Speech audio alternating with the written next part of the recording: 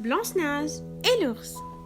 Par une belle matinée de printemps, Blanche-Neige s'apprêtait à faire une tarte aux fruits rouges lorsqu'elle entendit du remue-ménage à la porte de la petite maison. Elle ouvrit la porte et trouva trois petits lapins. « Voulez-vous entrer ?» leur demanda-t-elle. Ils firent non de la tête. Les lapins avaient besoin d'aide et firent signe à Blanche-Neige de les suivre dans les bois. Elle prit son panier et traversa rapidement le jardin. Les petits lapins suivaient un sentier dans la forêt quand soudain, ils s'arrêtèrent. Blanche-Neige se dit qu'ils s'étaient peut-être perdus.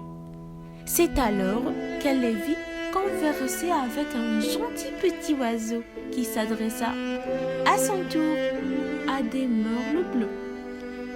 Ils avaient eu une information par un jeune sage. Finalement, tous les habitants de la forêt s'entraidèrent et menèrent Blanche-Neige jusqu'à un rondin creux. Un adorable petit ours se trouvait coincé à l'intérieur.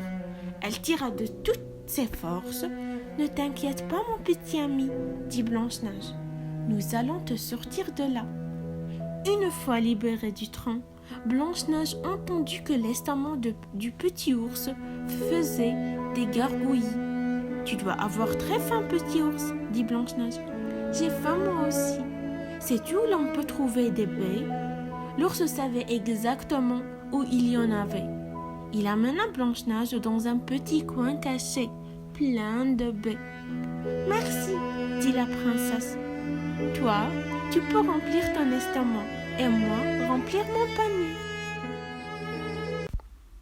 Si vous avez aimé l'histoire, faites un like et n'oubliez pas de vous abonner à la chaîne. Merci.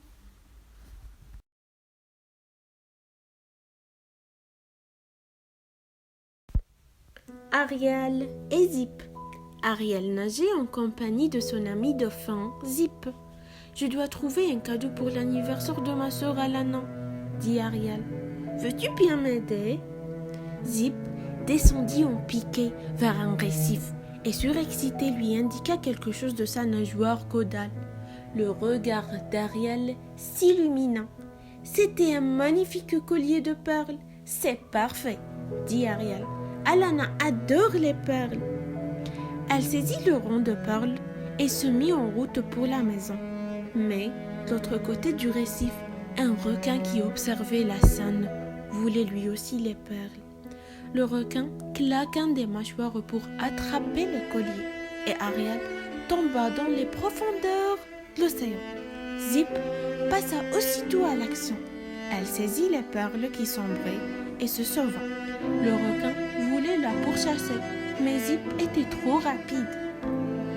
Elle le menait vers le grand large ravin plongea dans les profondes vallées de l'océan, puis entra et ressortit de l'épave d'un navire.